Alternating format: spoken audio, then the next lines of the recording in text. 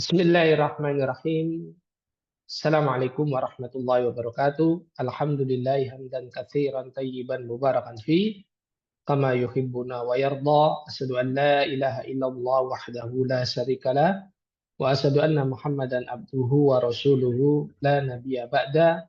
Allahumma shalli ala Muhammad wa ala ali Muhammad kama shallaita ala Ibrahim wa ala ali Ibrahim innaka Hamidum Majid. Amma ba'd. Alhamdulillah di pagi hari ini hari Ahad tanggal 3 Agustus 2025 atau bertepatan dengan tanggal 9 Safar 1447 Hijriah, kita dipertemukan kembali di dalam majelis yang berbarakah insya Allah, yakni kelas interaktif tambahan yang insya Allah untuk pagi hari ini akan membahas tentang pengertian ilmu syaraf yang nantinya akan diampu langsung oleh guru kita Ustaz Dian Nasriga hafizallahu taala, dan insya Allah di pagi hari ini akan banyak sekali faedah ilmu yang akan disampaikan oleh guru kita.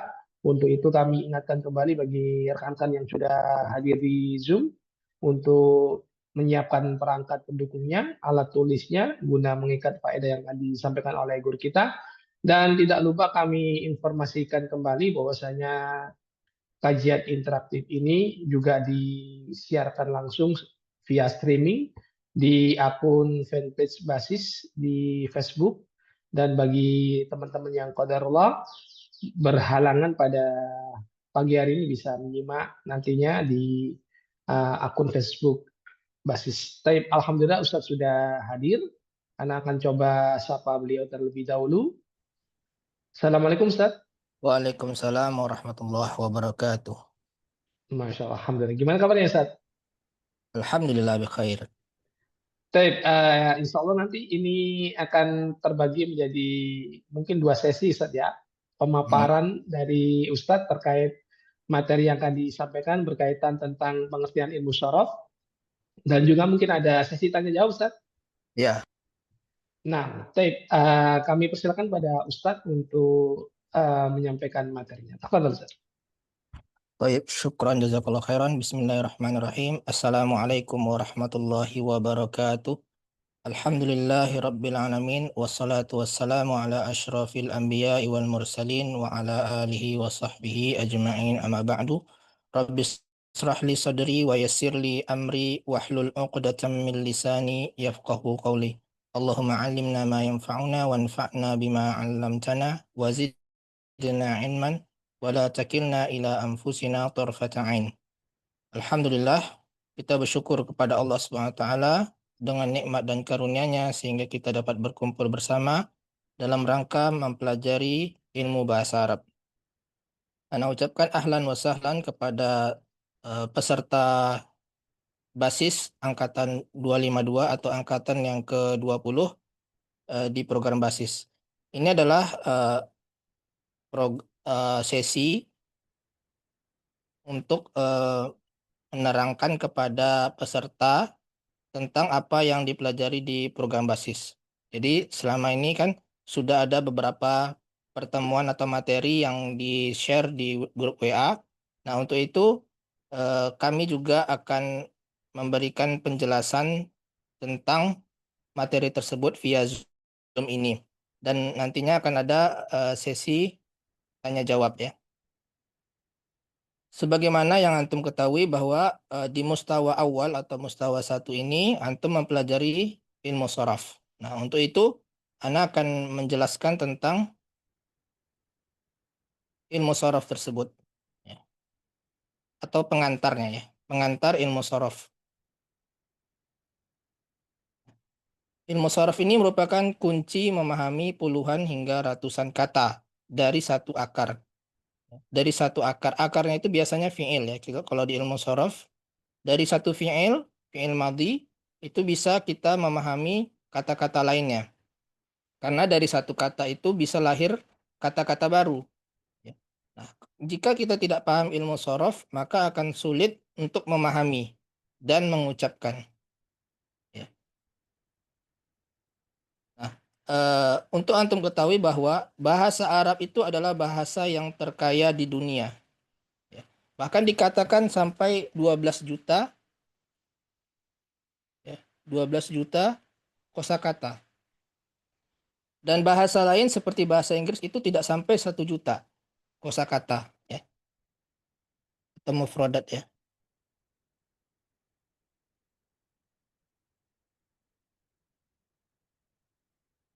Nah, kalau antum lihat di kamus yang tebal ya, seperti kamus Al-Muhit atau kamus Lisanul Arab, itu terdiri dari 60.000 sampai 80.000 kosakata. Namun dari satu kosakatanya itu bisa lahir puluhan hingga ratusan. Sehingga bisa diprediksi kosakata bahasa Arab itu sekitar 12 juta kosakata. Kalau kita tidak memahami ilmu sorof, maka kita akan mengalami kesulitan untuk melihat makna di dalam kamus. Kalau kita tahu ilmu sorof, maka kita hanya butuh satu kata saja. Misalkan kata qoro'a. Dari kata qoro'a itu membaca. Bisa lahir kata aqra'u, saya sedang membaca. Atau yaqra'u, dia sedang membaca. Iqra' artinya bacalah. Nah, itu dipelajari di ilmu sorof. Kalau tidak tahu kita ilmu sorof, maka kita harus mencari satu-satu ya. Artinya ikro itu artinya apa? Qara' itu artinya apa? Qiraah itu artinya apa? Karena kita tidak tahu ilmu sorof. Apa itu ilmu sorof? Definisi singkatnya adalah ilmu yang mempelajari pembentukan dan perubahan kata dalam bahasa Arab. Atau istilahnya morfologi ya. Dalam bahasa Indonesia ilmu morfologi. Fokus utamanya itu pertama memahami pola. Pola atau wazan. Wazan dalam bahasa Arab itu terdiri dari 3 ya. 3 huruf dasar yaitu fa, ain, dan lam. Nah, ini dipelajari di pelajaran pertama ya. Fa, ain, dan lam. Ini adalah uh, huruf dasar dari wazan. Nanti fa, ain, lam ini bisa menjadi fa'ala atau fa'ila, fa'ula ya. Dan apa saja wazan yang ada di dalam bahasa Arab. Dan bisa ditambah ya. Misalkan ditambah tasdid jadi fa'ala atau ditambah hamzah af'ala. Nah, bisa juga ditambah tafa'ala, istaf'ala, infa'ala. Ya. Tapi dasarnya ini tetap 3 ini ya. Fa, ain, dan lam. Inilah wazan. Kemudian fokusnya juga mengetahui makna di balik perubahan. Misalkan wazannya pertama fa'ala. Misalkan kata nazala. Ya, nazala itu artinya turun. Ya. Nazala ini artinya turun. Kemudian ada perubahan, misalkan menjadi anzala. Ya. Ini artinya tadi turun. Nah, anzala menjadi menurunkan. Ya. Bisa juga dakhola, adokhola. Masuk, adokhola, memasukkan. Khoroja jadi akhroja. Keluar jadi mengeluarkan. Seperti itu salah satu contohnya eh, apa makna di balik perubahan tersebut. Itulah menjadi fokus ilmu sorof ya. Kemudian eh, dalam bahasa Arab satu kata dasar itu bisa melahirkan puluhan hingga ratusan bentuk kata baru. Ya, semuanya dengan makna saling berkaitan. Misalkan kataba. Katabanya artinya menulis ya. Dari satu kata ini fi'il madhi ya, atau kata kerja bentuk lampau ya. Itu bisa menjadi kata-kata lainnya. Seperti kalau tabu artinya ditulis. Sedang ditulis ya. Katibun artinya penulis. Maktubun artinya tertulis. Nah, perubahan-perubahan inilah yang dipelajari di ilmu sorof. Jadi kita perlu hanya menghafal satu kata, yaitu kataba. Kataba itu artinya menulis. Nah, dari kata kataba ini lahirlah kata-kata lainnya dan itu bisa puluhan hingga ratusan. Ini bisa lagi ditasrif ya kalau dua orang menjadi kataba banyak panjang ya. Kalau banyak katabu pakai wawu di sini katabu. Kalau saya menulis katabtu. Kalau kami menulis katabna pakai na ujungnya. Kemudian kalau perintah uktub ya. Tapi tetap dari dasar ini ya, satu kata dasar ini kataba ini bisa lahir puluhan hingga ratusan bentuk kata baru. Itulah fungsinya mengapa kita belajar ilmu sorof. Ini beda antara ilmu sorof dan ilmu nahwu ya. Ilmu sorof itu adalah ilmu membentuk kata. Jadi yang dipelajarinya itu adalah kata. Sementara nahwu itu ilmu menyusun kata dalam kalimat. Jadi fokusnya ke kalimat. Makanya kita belajar ilmu sorof dulu, belajar kata dulu. Setelah kita menguasai kata, barulah kita mempelajari ilmu nahwu ya, mempelajari kalimat. Kata-kata itu disusun menjadi kalimat.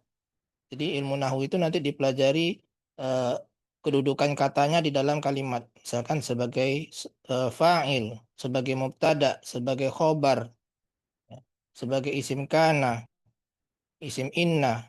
Nah, itu dipelajari di ilmu nahwu. Tapi kalau di sorof itu mempelajari kata. Nah, biasanya yang dipelajari itu lebih banyaknya ke fi'il ya. Karena fi'il itu yang berubah, yang banyak perubahannya. Dipelajari di ilmu sorof. Ini manfaat belajar ilmu sorof. Pertama, memudahkan menghafal dan memahami kosakata. Jadi dari satu kata, ya, dari satu kata itu bisa lahir kata-kata baru. Nah, misalkan kata abada. Abada ini artinya menyembah ya. Fi'il mudhari'nya ya'budu. Ini juga ini bentuk mudhari'nya ya. Nah, kemudian ada di Al-Qur'an iyyaka na'budu ya.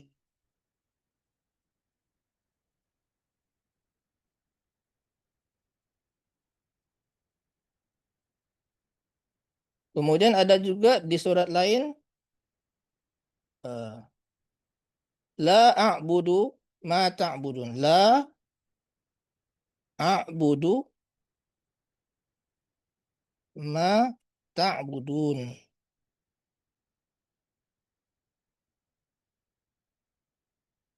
Nah, kalau kita tahu ilmu sorof, ini kita cukup mengetahui ain, ba, dan danya. Ya. Kalau na'budu ini artinya kami. Kepadamulah kami menyembah. Ini kami. Kalau a'budu, ya, ini saya. La a'budu ma ta'budun. Ya. Ta'budun ini apa? Kalian.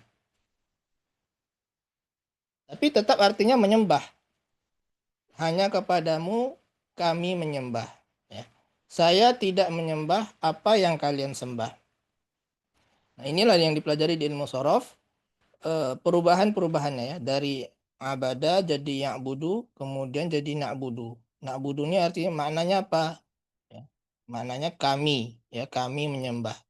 Hanya kepadamu kami menyembah. A'budu di sini artinya saya. Ya. La a'budu. Sama-sama ain, ba, dan dal ya. A'budu, tapi di sini ada hamzah. Kalau sini nun. Ya, kalau di sini tak budun ada wawu di akhirnya dan nun. Nah, tak budun itu artinya kalian yang menyembah. Saya tidak menyembah apa yang kalian sembah. Ya. Jadi cukup kita menghafal abadah ini artinya menyembah. Mudhari'nya bentuk mudhari'nya ya'budu. Abada ya'budu. Kemudian jadi na'budu, a'budu, ta'budun. Nanti ada lagi, misalkan kalau eh, dua orang yang menyembah bagaimana? Nah, ta'budani, ya. Ya'budani. Kalau dia mereka dua orang ya'budani, ya'buduna. Ta'budani, ya'budna. Dan seterusnya ya. Itu akan dipelajari di ilmu sorof. Ya, jadi fokusnya itu mempelajari fi'il dan juga isim ya. Tapi kalau huruf, huruf itu tidak mengalami perubahan. Jadi dia sifatnya mabni. Itu sekedar pengantar, kemudian kita masuk ke materi yang ada di buku ya.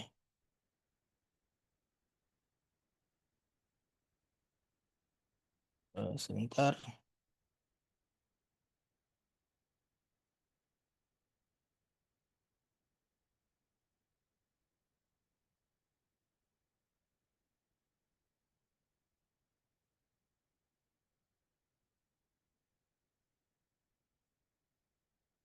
Ini buku yang kita gunakan di program basis ya. Nah, kaidah sorof metode basis. Ya, kita langsung saja. Ini yang sudah antum pelajari beberapa pekan yang lalu tentang pengertian ilmu sorof. Ilmu sorof itu ilmu perubahan yang mempelajari kaidah pembentukan dan perubahan kata. Ya, misalkan kataba. Nah, kataba itu artinya dia telah. Ya. Kalau sedang maka jadi yaktubu. Kalau memerintahkan tulislah menjadi uktub. Ya, ini contoh ya. Jadi ada perubahan di dalam satu kata. Kemudian kebanyakan kata itu terdiri dari 3 huruf hijaiyah. Nah, untuk memudahkan, kita ikutkan wazan pada fa'a, fa, ain, dan lam. Ya, fa, ain, dan lam. Kata-kata yang menyerupai wazan disebut mauzun. Jadi yang ini mauzun ya. Wazannya itu terdiri dari fa, ain, dan lam. Wazan itu tidak bisa sembarangan ya. Jangan kita anggap ini bisa fi'ili misalkan, tidak bisa ya. Wazan itu adalah sesuatu yang sudah ada di polanya di dalam bahasa Arab. Kalau fa'ala itu ada ya dalam bahasa Arab, fa'ila ada, fa'ula ada. Tapi kalau fi'ali tidak ada. Nah, itu nanti kita pelajari apa saja ya wazan-wazan di dalam bahasa Arab itu apa saja. Ya, tidak bisa kita mengarang-arang wazan itu. Nah, kalau mauzun itu contohnya. Contoh dari wazan misalkan fa'ala. Kita lihat harokatnya semuanya fathah. Berarti kataba. Ya. Kalau tengahnya kasroh fa'ila syariba. Jadi ini cetakannya ya. Eh, polanya ini contoh kalimat ini yang sudah bermakna ya. Syariba itu artinya minum. Kataba itu menulis. Karuma artinya mulia. Adapun wazan ini hanya pola ya, tidak ada maknanya. Pola saja.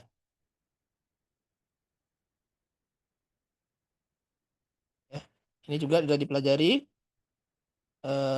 Kita perlu definisikan tentang isim, fiil, dan huruf ya. Karena kata di dalam bahasa Arab itu hanya ada 3. Yang pertama isim, nah biasanya umumnya kata benda ya. Fiil itu kata kerja. Kemudian huruf atau harf, yaitu kata depan ya, atau kata sambung. Seperti dan, di, ke, itu adalah huruf. Kalau fiil tadi kata kerja ya. Isim itu kata benda. Pendekatannya seperti itu ya. Tapi nanti akan ada rinciannya. Ini rinciannya, isim itu adalah kata benda. Kalau di video dijelaskan lebih lengkap ya. Kata yang tidak berhubungan dengan eh, waktu. Kalau kata kerja itu ada hubungannya dengan waktu. Waktu lampau, waktu sekarang, waktu akan datang. Itu kata kerja. Tapi kalau isim itu tidak. Ya. Biasanya menunjukkan makna orang, hewan, tumbuh-tumbuhan, benda mati, tempat, waktu, atau kata benda abstrak. Contohnya orang itu rojulun, ya.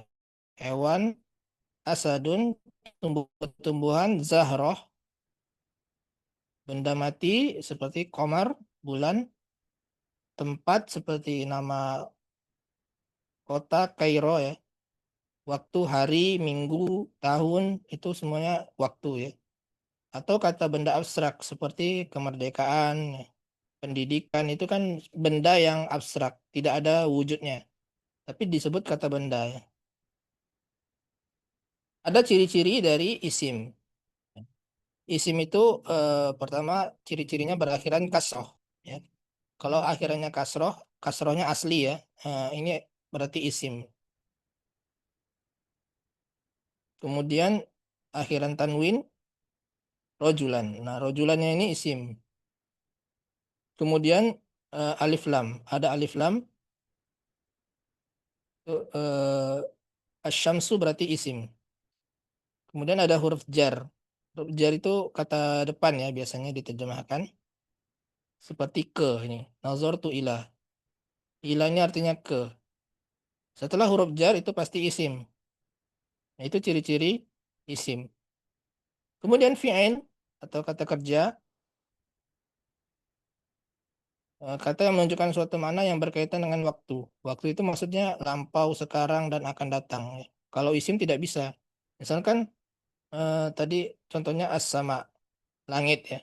Kan tidak ada telah langit atau sedang langit, ini tidak bisa, ya. Tapi kalau fi'il bisa, sedang menulis, telah menulis, akan menulis. Nah, itu berkaitan dengan waktu. Itu maksudnya berkaitan dengan waktu. Ada VN itu ada yang lampau, ya, sama seperti bahasa Inggris, ya, ada past tense, ada continuous. Ya, seperti itu juga dengan bahasa Arab. Kataba arti telah menulis, yaktubu sedang menulis. Nah, ada ciri-cirinya yaitu kalau setelah qad itu pasti fi'il, ya. Tidak mungkin isim. Setelah sa, sin atau sa ini, ya, saya namun, ini yang namunnya pasti fi'il. Kemudian setelah saufa, saufa ta'lamun. Ta'lamunnya ini pasti fi'il. Kemudian ada tak taknis sakinah, itu tak sukun ini. Ja'at, qalat, ya, qamat, ini semuanya pasti fi'il, ya. Tidak mungkin isim. Itulah ciri-ciri fi'il. Kemudian huruf, ya, huruf itu adalah bisa diterjemahkan kata depan, kata penghubung, ya. Itu kata yang tidak bisa dipahami kecuali jika disandingkan dengan kata lainnya. Misalkan min, dari. Ya, kalau tidak ada dari apa, kita tidak paham, ya. Kalau disebutkan dari rumah, dari sekolah, barulah kita paham. Ya. Jadi tidak bisa dipahami maknanya kecuali jika disandingkan dengan kata lainnya. Nah, biasanya dia terdiri dari sedikit, ya, hurufnya. Ini dua huruf, min, ilah, ya, fi. Yang singkat-singkat seperti ini biasanya huruf, walaupun tidak semua seperti itu, ya. Nanti akan dipelajari lebih rinci di ilmu nahwu, ya. Ada istilahnya isim istifham, isim isyarah, dan yang lainnya. Itu isim, tapi singkat, ya. Seperti ma, man, itu bisa isim, ya. Jadi tidak selalu yang sedikit-sedikit seperti ini, yang katanya sedikit maksudnya ila, min, fi, itu tidak selalu huruf, ya. Bisa aja isim seperti ma, itu kan terdiri dari dua huruf hijaiyah, ya, mim dan alif saja. Man itu bisa isim, ya. Kemudian ini di buku ada soal latihan, ya. Eh, Latihan esai yang tidak ada di program basis. Jadi antum bisa lihat di buku, dan juga ada tambahan materi, ya, di buku. Apa saja huruf jar, ya. Jadi yang tidak ada dipelajari di program basis itu ada keterangannya di dalam buku. Dan ini juga ada kunci jawabannya, ya. Itu jawabannya. Ini latihan mana yang termasuk isim, fi'il, dan huruf ya seperti itu. Nah, kemudian ada pembahasan isim. Isim itu terdiri apa saja. Jadi dalam pengantar ilmu sorof ini pertama-tama itu perlu diluruskan eh, perbedaan kata isim, fi'il, dan huruf. Itu penting ya. Karena nanti fokusnya kita ke isim dan fi'il ya, terutama fi'il. Fi'il yang lebih banyak dipelajari di sorof. Tapi perlu dipelajari juga tentang pengertian masing-masingnya. Isim, fi'il, dan huruf. Nah, ini isim. Isim itu ada pembagiannya, tapi tergantung dia ditinjaunya dari mana. Kalau ditinjaunya dari jenisnya, maka dia dibagi menjadi isim muzakkar dan isim muannas. Ya, bisa juga isim itu ditinjau dari jumlah atau bilangannya. Ya, yaitu isim mufrad. Isim mufrad ini kata benda tunggal. Isim musanna itu kata benda yang dua ya. Misalkan dua mobil, berarti sayyarotani, dua orang, rojulani. Jadi dalam bahasa Arab itu dibedakan antara dua orang dan lebih dari dua orang. Eh, Kalau dalam bahasa Inggris kan cuma membedakan satu dengan lebih dari satu. Dua benda itu tidak dibedakan. Ya misalkan satu mobil, car. Kalau dua mobil, two cars. Tiga mobil, three cars. Ya kan sama cars tinggal tambah s. Tapi kalau dalam bahasa Arab dua mobil itu beda sendiri dua. Kata-kata dua itu beda. Dua mobil itu sayyarotani. Kalau lebih dari dua maka sayyarot. Kalau bahasa Indonesia satu saja mobil tidak ada perubahan, tinggal ditambah aja satu mobil satu mobil ya kan. Kemudian kalau dua mobil tambahkan dua mobil, mobilnya tetap mobil. Ya, tiga mobil tetap mobil, tidak jadi mobile atau mobiles atau mobiles, tidak ada ya seperti itu. Kalau bahasa bahasa Inggris ada perubahannya ditambah s ya, car jadi cars. Ya. Nah kalau dalam bahasa Arab eh, satu mobil sayyarah, dua mobil sayyarotan. Ya. Kalau lebih dari dua sayyarot. Ya. Jadi ada tiga perubahannya. Makanya di sini dibagi tiga, mufrad, musanna, dan isim jamak. Isim mufrad itu adalah jumlah tunggal ya, kata benda tunggal. Misalkan muslim, seorang muslim atau muslimah. Kalau musanna, musanna itu artinya dua. Muslimani, muslimani, ya. Dua orang muslim. Kalau dua orang muslimah, muslimatani. Tinggal ditambah alif dan nun. Atau ya dan nun. Ini tergantung kedudukannya dalam kalimat. Ya. Ini di video dijelaskan ya. Perbedaan antara kedudukan alif dan nun, kemudian ya dan nun ini. Apa perbedaannya? Tapi artinya sama, yaitu dua orang. Ya. Cuma bentuknya ada dua. Ada alif dan nun, ada ya dan nun. Ya. Jadi udahlah dibedakan dua benda itu kan dibedakan. Tapi kalau dalam kalimat nanti ada dua bentuk kemungkinan bentuknya. Pertama muslimani atau muslimaini. Jadi kalau dalam ilmu nahwu itu ada dua nanti perubahannya, kemungkinannya. Begitu juga dengan jamak ya. Jamak muzakkar salim itu juga ada dua kemungkinannya. Bisa muslimuna atau muslimina. Ya. Tergantung kedudukannya di dalam kalimat seperti apa. Ini jamak muzakkar salim, ya. Itu jamak dari isim muzakkar. Nah, itu makanya apa itu muzakkar? Nah, itu tadi disebutkan sebelumnya. Ya. Ini kita langkaui tadi.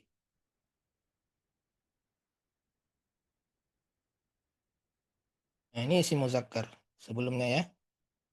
Yaitu isim yang menunjukkan laki-laki atau yang dilaki-lakikan. Karena benda-benda mati pun juga harus digolongkan ke dalam muzakkar atau muannas. Harus digolongkan dalam dua itu. Maka harus di- dipaksa gitu ya. Jadi dilaki-lakikan tuh maksudnya dia tuh sebenarnya tidak punya jenis kelamin, tapi dia dianggap dia laki-laki. Seperti kolam, pena. Pena itu kan tidak ada jenis kelaminnya. Nah, tapi dia isim muzakkar atau laki-laki. Kitab juga sama, eh, tidak ada jenis kelaminnya, tapi dia dalam bahasa Arab dia tergolong isim muzakkar. Kalau muannas itu yang perempuan atau yang diperempuankan. Ya, seperti kalau perempuan ibu itu kan jelas perempuan ya. Imro'ah perempuan, murid wanita itu perempuan. Nah, ada benda-benda yang dia itu tidak ada jenis kelaminnya, tapi dia digolongkan jadi isim muannas. Seperti tangan, papan tulis, bumi itu contoh ya tiga. Ada banyak lainnya. Untuk apa kita mempelajari isim muzakkar dan muannas? Ya, karena nanti berpengaruh ke kalimat. Apa kita menggunakan hada atau hadhihi, misalkan ya. Ini atau tangan ini. Hadhil yad atau hadzal yad. Nah, karena kita tahu al yad tangan itu muannas maka hadhil yad. Nah, itu contoh penggunaan dari isim muannas dan muzakkar. Belum lagi nanti fi'ilnya. Fi'il kalau dia muannas maka menggunakan tak sukun, tak ta'nis sakinah.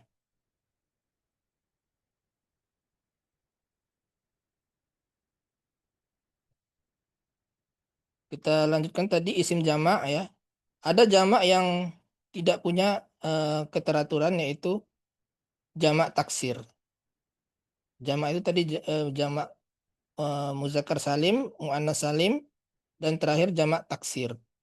Kalau muzakkar salim itu ada aturannya yaitu ditambah wawu dan nun. Muslimun jadi muslimuna atau muslimina ya kan. Nah, kalau jamak muannas salim itu tambahkan tak dan alif dan tak ya. Muslimah jadi muslimat. Bisa muslimatun atau muslimatin. Ya, jadi ditambah dengan alif dan tak. Ada keteraturannya. Ada kaidah pembentukannya. Namun jamak yang ketiga, jamak taksir, itu tidak ada keteraturannya. Misalkan rijalun, rojulun itu mufradnya ya. Jadi rijalun. Alimun jadi ulamaun. Kitabun, kitabun ini satu buku, kutubun. Ya, kita lihat bentuknya tidak ada bentuk yang teratur ya. Tidak seperti muzakkar salim dan muannas salim. Nah, ini jamak taksir. Kalau ada pertanyaan, bagaimana kita mengetahui bentuk jamak taksir dari satu isim mufrad? Misalkan jabal, ya. Jabalun itu artinya gunung. Kita tahu dari mana jamak dari jabal itu apa? Nah, kita lihatnya ke kamus. Jadi, jamak taksir itu mesti kita melihat seringlah melihat kamus. Di kamus ada ya, bentuk jamak dari eh, bentuk jamak taksir dari suatu isim mufrad. Ya, kita ketik aja jabal di kamus itu akan ada bentuk jamaknya yaitu jibal. Ya. Jadi untuk mengetahui jamak taksir maka sering-seringlah melihat kamus. Tapi kalau muzakkar salim dan muannas salim itu ada kaidah pembentukannya.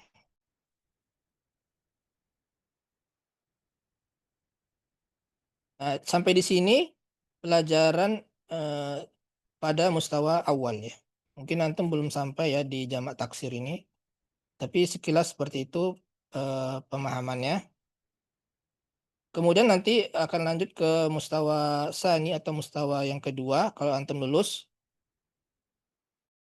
minimal syarat syarat minimal dari nilainya itu totalnya atau rata-ratanya adalah 50. Ya, kalau lebih dari 50, maka berhak untuk mengikuti mustawa yang kedua. Nah, ini akan dipelajari mustawa kedua. Barulah lebih rinci tentang domir ya, domir dan fiil. Nah, kita perlu pelajari dulu tentang domir sebelum fiil. Ya, domir itu kata ganti ya. Nah, barulah ke fiil. Nah, fiil inilah inti dari pelajaran ilmu sorof. Ya, apa saja perubahannya? Ya, ada tasrif lugawi, fiil madi, ada yang tasrif istilahi. Ya. Ini fiil madi sebelumnya sudah dijelaskan ya. Istilah-istilah fiil madi itu ada dijelaskan sebelumnya. Kemudian bagaimana cara mentasrifnya? Nah, cara mentasrifnya itu kalau lugawi itu mengikuti domirnya, mengikuti kata ganti.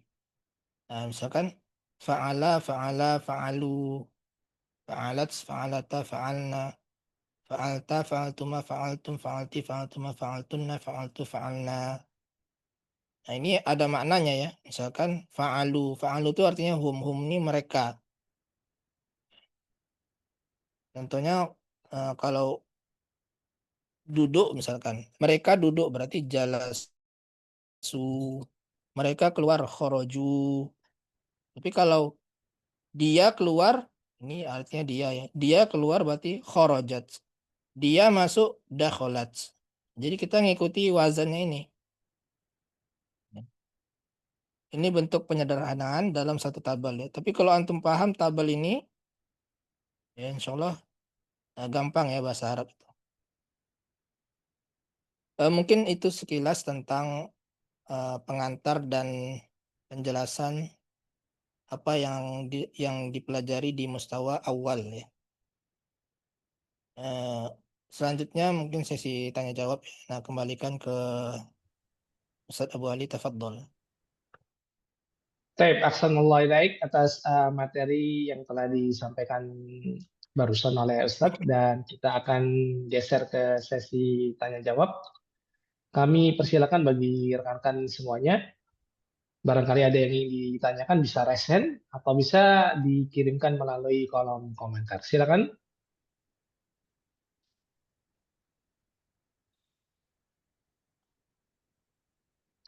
silakan bagi rekan-rekan yang ingin bertanya bisa resen. Atau ada yang mengalami kesulitan misalkan saat ujian, apakah ada kesulitannya, silahkan disampaikan. Nah, silakan.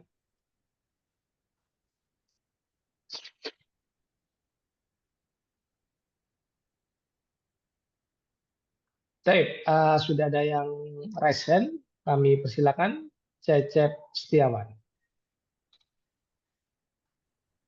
Assalamualaikum warahmatullahi wabarakatuh. Waalaikumsalam warahmatullahi wabarakatuh.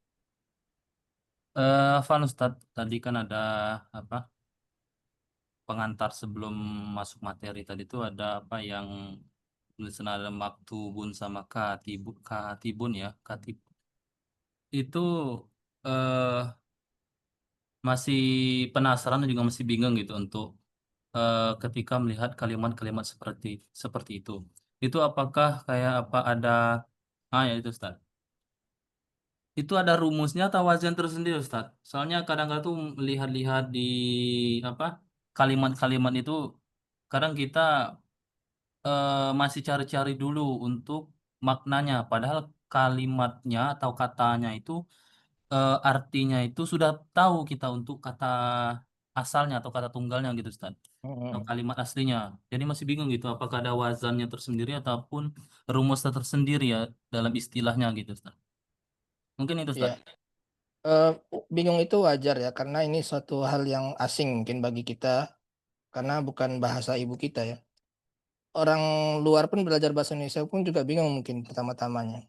Sama seperti bahasa Indonesia, misalkan ini penulis, ya. Ada awalan pe, ya. Ada awalan me, ada awalan di, ada mungkin akhiran an. Nah, mungkin orang yang baru belajar bahasa Indonesia pun juga bingung kan. Nah, untuk itulah kita mempelajarinya. Di ilmu sorof ini juga nanti akan dipelajari ya tentang perubahan-perubahan tersebut. Nanti antum kalau sampai ke mustawa, sebentar, mustawa berapa ya? 3 mungkin. Ini akan dipelajari isim fa'il ya.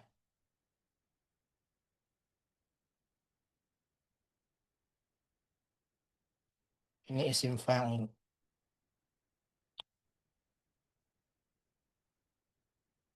Isim fa'il itu adalah isim pelaku. Yaitu tambahannya fa'ilun. Bentuknya fa-nya dipanjang, kemudian ainnya di kasroh. Contohnya nasoro artinya menolong tadi kan. Nasirun artinya yang menolong. Jalasa artinya yang duduk. Duduk ya. Kalau jalisun artinya yang duduk. Nah, ini dipelajari di mustawa 4 ya, salah. Nah, yaitu tasrif istilahi ini untuk yang fi'il sulasi mujarad sahih. Nanti ini akan ada penjelasannya sebelumnya ya, sebelum buku ini. Tapi intinya ini adalah tasrif istilahi. Jadi di tasrif istilahi itu tasrifnya ke samping, horizontal. Dari fi'il madi fa'ala itu ditasrif ke samping, ke kiri. Ke kirinya itu pertama mudhari', ya, bentuk mudhari'nya. Kemudian masdarnya. Kemudian isim fa'ilnya. Nah, ini isim fa'il. Jadi kalau fa'ilun itu artinya yang seperti tadi katibun artinya yang menulis atau penulis. Ya. Ada juga yang isim maf'ul. Maf'ulun. Jadi maktubun artinya yang ditulis. Ini nanti akan ada penjelasannya. Yang masing-masing istilahnya ada 9 kolom. Jadi ini penyederhanaan ya. Jadi kita dari kolom itu dijelaskan masing-masing istilahnya. Masdar itu apa, isim fa'il itu apa, isim maf'ul apa. Ya. Jadi kalau antum paham tasrif lugawi yang ke bawah dan tasrif istilahi yang ke samping, insya Allah paham dengan ilmu sorof. Intinya itu. Paham yang ke samping ini apa aja, paham yang ke bawah. Kalau ke bawah itu jangan ngikuti domir. Seperti tadi fa'ala itu artinya sedang. Misalkan kataba artinya telah menulis. Ditasrif ke bawah. Kataba, kataba, katabu, katabat, katabata, katabna, katabtu, katabtuma, katabtum. Katabta, katabtuma, katabtum, katabti, katabtuma, katabtunna, katabtu, katabna. 14. Tasrif yang ke bawah itu mengikuti domir. Dan kalau antum paham maknanya masing-masing, ya, antum ikuti program ini secara runut, insya Allah paham ilmu sorof. Kalau sudah paham pembentuk ilmu sorof atau kaidahnya, ya, kaidah pembentukan dan perubahannya ini, ya barulah nanti masuk ke ilmu nahwu. Ya, ilmu nahwu itu ilmu yang mempelajari kalimat. Ya. Jadi tidak masalah sekarang bingung, tapi nanti insya Allah akan sampai ke situ, Pak. Akan sampai ke situ. Insya Allah yang dipelajari di buku ini adalah hal-hal yang dasar ya, tidak sudah semaksimal mungkin diusahakan sesimpel-simpelnya.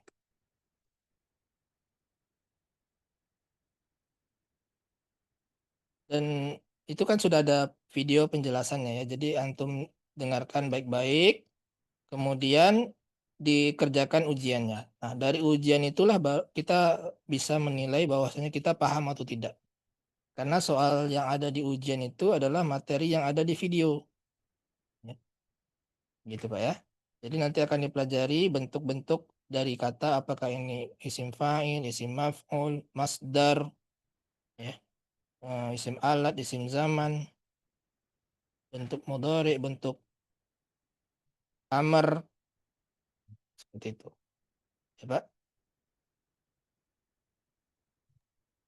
Tafadhol Baik, jika ada pertanyaan lain. iya. Ada yang raise hand lagi, Ustaz? Silakan Dewi Septiana. Nah, Ustaz. Assalamualaikum warahmatullahi wabarakatuh. Waalaikumsalam. Baik Ustaz, ini terkait dengan isim itu yang ada dilihat dari jenis kan muzakkar dan muannas begitu ya. Nah, untuk anggota tubuh tadi Ustadz menjelaskan bahwa tangan itu berarti kan berpasangan itu termasuk muannas. Nah, untuk misalnya rambut gitu Ustadz, itu termasuk muzakkar atau muannas, lalu jamaknya seperti apa begitu ya?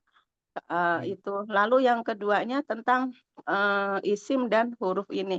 Kalau di Al-Qur'an kan Afwan ada surat Nun gitu ya, alif lam mim gitu kan, shad itu dan seterusnya itu termasuk isim atau huruf begitu Ustaz? Demikian. Oke. Syukron. Assalamualaikum warahmatullahi wabarakatuh. Waalaikumsalam warahmatullahi wabarakatuh.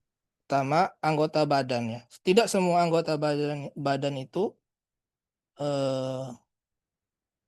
muannas. Ya. Jadi yang muannas itu adalah anggota badan yang berpasangan. Apa saja yang berpasangan? Tangan, ada kiri kanan, telinga, ya, kiri kanan, mata ada kiri kanan, pipi juga kiri kanan. Jadi yang berpasangan itu adalah yang muannas. Tapi kalau yang tidak berpasangan seperti rambut atau kepala, perut, ya, hidung, mulut itu muzakkar. Ya, jadi yang anggota yang berpasangan yang muannas, yang tidak berpasangan itu muzakkar. Itu setelah diamati seperti itu. Nah, taunya dari mana dia muannas ya? Dari dalil-dalil, dalil dari Al-Qur'an atau muannas.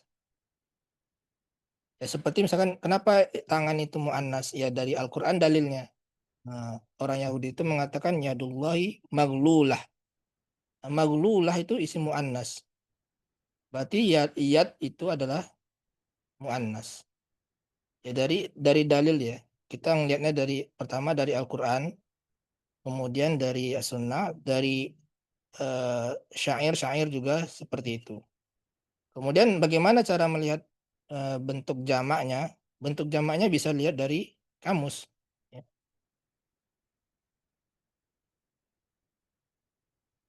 Seperti tangan.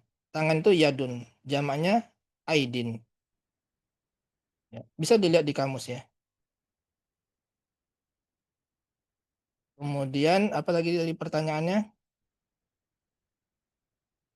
Yang kedua,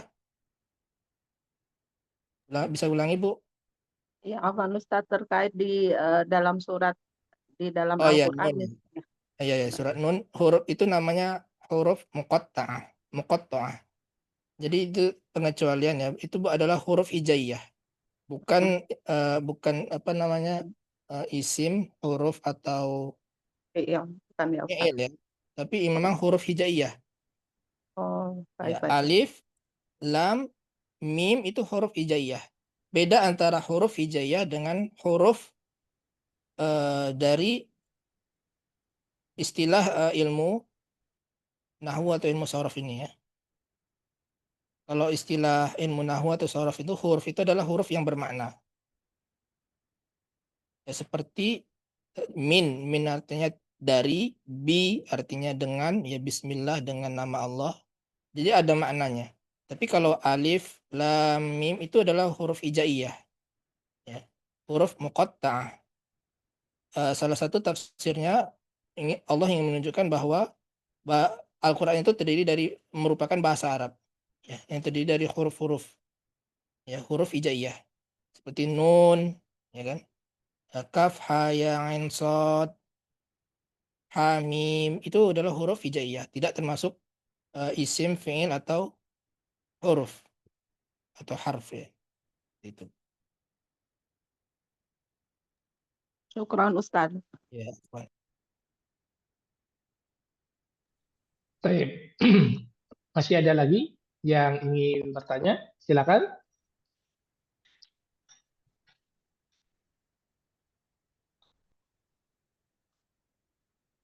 Silakan yang ingin bertanya bisa raise hand.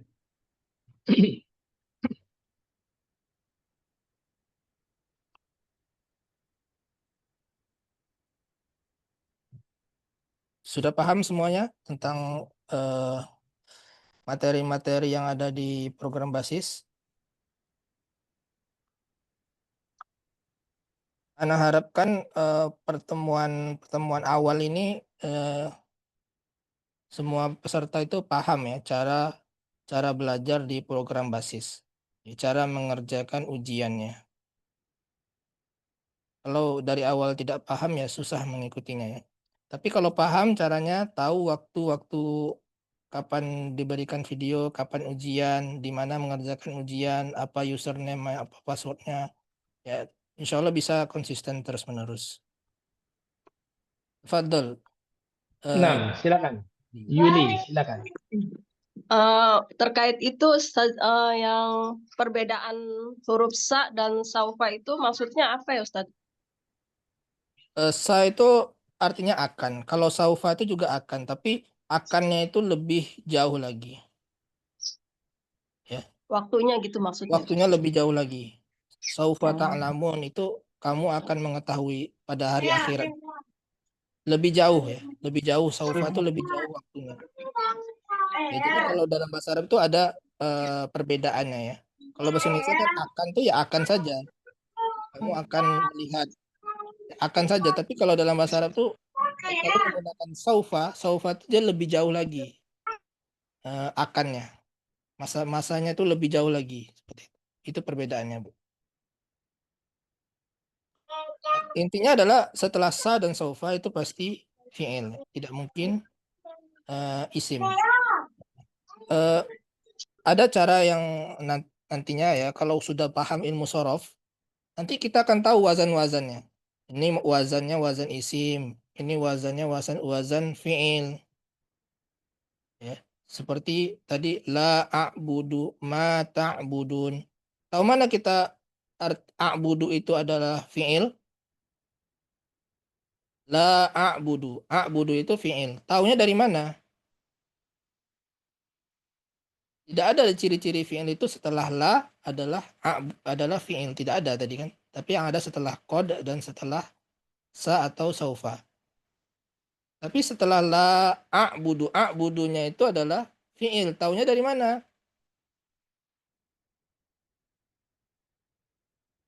Dan saya jawab, taunya dari wazan. Ya. A'budu itu wazan af'alu. Af'alu itu adalah wazan fi'il mudhari'. Nah, kalau kita sudah tahu wazannya, kita tahu ini fi'il, ini isim. Karena kita nanti akan mempelajari itu. Ini wazan fi'il, ini wazan isim. Dan peserta kalau serius belajar di program basis, jangan khawatir karena setelah mempelajari teori-teori ini, kalau antum lulus terus, itu akan ada prakteknya. Akan ada praktek membaca kitab Arab Gundul. Nah, pada saat praktek itulah kita bisa menambah ilmu-ilmu baru, bisa menerapkan apa yang telah kita pelajari, ya. Yang sebelumnya kita tidak tahu jadi tahu. Bisa kita terapkan ilmu-ilmu yang dipelajari di program basis. Dan itu sudah banyak ya alumni-alumni kita yang mereka bersabar mengikuti program basis ini sampai selesai dan sampai dibimbing terus membaca kitab Arab Gundul. Ya. Jadi bukan sekedar kita ngasih teori-teori saja tidak, tapi kita bimbing terus sampai nanti ke prakteknya. Asalkan nilainya memenuhi syarat. Ya. Jadi nilainya itu di atas 50 rata-ratanya ya. Dihitung dari tiap pekan, misalkan nilainya 50, kemudian yang berikutnya 100, berikutnya 70. Nah, itu di total, di rata-rata, kemudian ditambah dengan ujian akhir. Nah, kalau nilainya di atas 50, bisa lanjut ke mustawa berikutnya. Ya. Baik, ada lagi pertanyaan?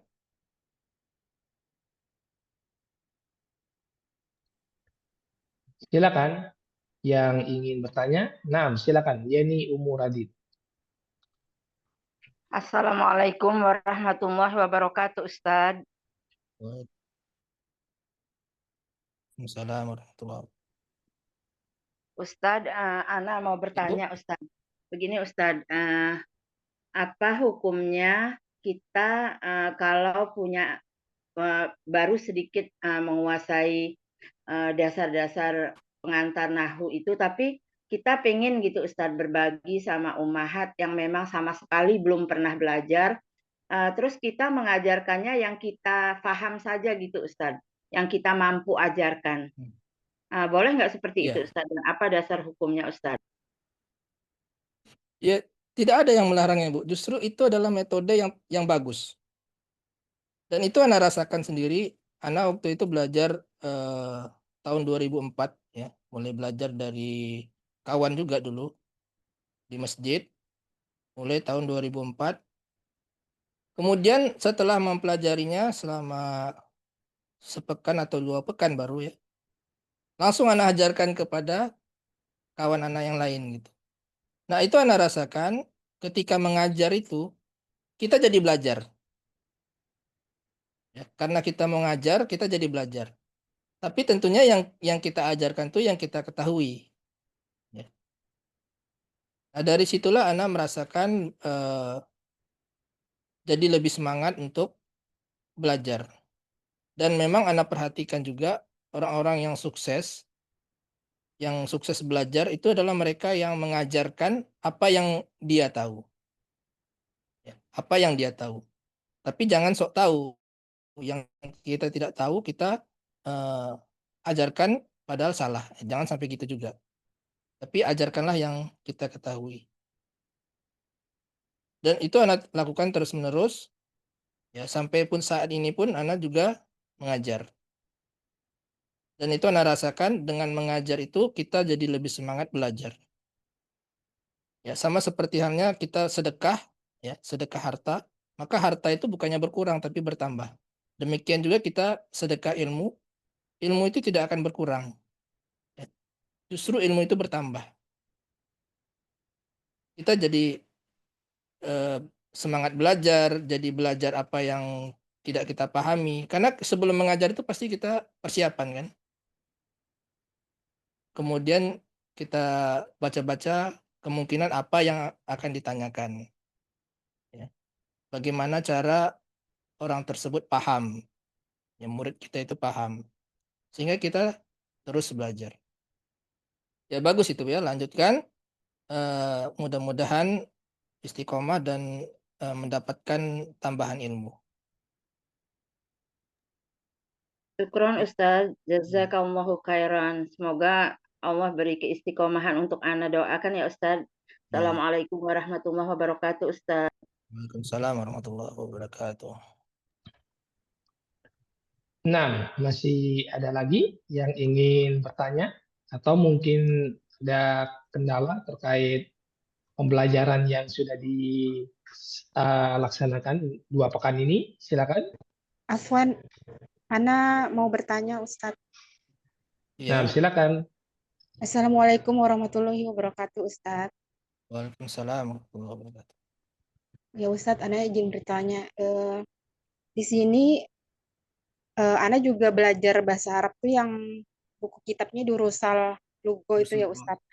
Apakah sama dengan yang materinya itu apakah sama atau beda gitu, Ustadz? Soalnya Ana kalau belajar dari yang dengan guru kami di sini, itu mungkin hampir mirip-mirip, Ustadz, tapi penjelasannya lebih detailnya yang ilmu sorof ini. Mohon penjelasannya, Ustadz. Syukron Ya. jazakumullah khair. Sebenarnya intinya kan sama saja ya, bahasa Arab ya. Tapi pendekatannya yang berbeda. Kalau pendekatan ilmu sorof itu kami juga punya buku Oasis ya. Buku Oasis itu pendekatannya sama dengan kitab Durusul Lughah. Kalau antum tahu buku Ana yang warna kuning itu pendekatannya sama dengan Durusul Lughah. Durusul Lughah itu dia pendekatannya adalah kosakata. Jadi dari kosakata diterapkan ke kalimat. Tidak masalah ya Bu ya, Ibu bisa mempelajari itu dan mempelajari metode seperti ini. Kalau seperti ini biasanya di kitab Muyassar atau Qawaidul Lughah. Itu menggunakan metode yang sama dengan yang di program basis. Dan sudah banyak sebenarnya bukti dengan metode basis ini yang kita pelajari ini, sudah banyak bukti mereka berhasil. Dan Durusul Lughah pun begitu juga, sudah banyak bukti berhasil. Dan itu bisa saling melengkapi, Bu ya. Bisa saling melengkapi. Ana juga dulu belajar pertama kitab Muyassar. Ya, Muyassar itu pendekatannya sama dengan ini. Kemudian juga belajar Durusul Lughah. Pernah juga belajar Durusul Lughah. Sama saling melengkapi ya. Tidak saling meniadakan tapi saling melengkapi. Jadi tafadhol antum menguasai Durusul Lughah atau metode seperti itu ya. Atau seperti ini. Nanti ujung-ujungnya akan bisa tuh ya dikombinasikan dan insya Allah bisa lebih paham gitu dengan bahasa Arab kalau dikombinasikan. Ya, begitu Bu. Nah, Ustadz, syukron Ustadz. Ya. Nah, masih ada yang ingin bertanya?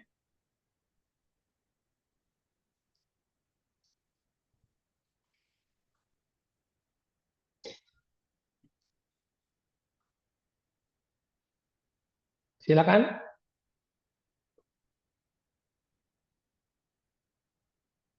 Sudah tidak ada sepertinya. Nah, Ustaz, sepertinya sudah paham semua ini, Ustaz. Mudah-mudahan tidak ada bertanya karena paham ya. Nah, Ustaz. Insya Allah, Ustaz. Baik, mungkin di akhir, Ustaz, atau Ya, ada tambahan mungkin? Jadi untuk terakhir mungkin Ana sampaikan kepada seluruh peserta bahwa kita ini belajar bahasa asing ya. Bahasa Arab itu bukan bahasa kita. Sama seperti bahasa-bahasa lainnya ya, bahasa Jepang, bahasa Inggris, bahasa Spanyol. Namun kita memiliki keunggulan kalau kita mempelajari bahasa Arab. Ya. Selain untuk komunikasi, ya, untuk pengetahuan, juga kita belajar bahasa Arab ini untuk memahami kalamullah, perkataan Allah, memahami ajaran Islam dengan lebih baik. Jadi ada nilai value yang lebih dari belajar bahasa Arab. Mestinya belajar bahasa Arab ini lebih semangat dibandingkan dengan bahasa-bahasa lainnya, karena tidak hanya keuntungan duniawi, tapi juga yang lebih penting, jauh lebih penting adalah keuntungan ukhrawinya. Dan kita memang fokuskan bagaimana peserta itu bisa membaca kitab Arab gundul. Jadi kita fokusnya ke situ. Kenapa? Karena untuk memahami agama Islam ini, tentunya lebih baik kita memahaminya dari sumbernya langsung. Ya. Karena kita mungkin banyak mempelajari dari terjemahan ya. Tapi ya lebih baik dari sumbernya langsung, dari perkataan ulama yang berbahasa Arab. Ya. Dan itu membuat kita lebih konsisten dan lebih semangat dalam menuntut ilmu. Orang yang pandai bahasa Arab, yang pandai membaca kitab, mereka akan lebih semangat mempelajari ilmu. Berbeda dengan orang yang begitu-begitu saja. Biasanya mereka putur. Ya, tidak mau lagi mempelajari agama Islam. Ya, jadi kita berdoa kepada Allah SWT agar kita diberikan istiqomah dalam mempelajari bahasa Arab ini. Dan ana ucapkan jazakumullah khairan kepada tim basis yang telah bekerja menjalankan program ini dengan baik dan lancar. Bagi yang ingin berdonasi untuk kepentingan biaya operasional basis, maka bisa disalurkan di rekening yayasan. Ya, semua yang antum donasikan itu adalah untuk kepentingan program basis ya. tidak ada untuk kepentingan pribadi, untuk Ana tidak ada sama sekali. Itu untuk agar program ini berjalan, itu saja. Ya.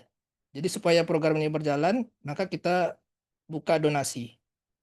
Ya, kami juga ucapkan jazakumullah khairan kepada peserta yang atau donatur yang telah berdonasi. Mudah-mudahan Allah memberkahi rezeki antum semua. Demikian yang ingin Ana sampaikan. Jazakumullah khairan. Ana kembalikan kepada Ustaz Abu Ali, tafadhol. Baik, jazakallahu khair wa barakallahu fiik kepada Ustadz Yohanes Tiga Hafidhullah Ta'ala atas waktunya, materinya, nasihatnya.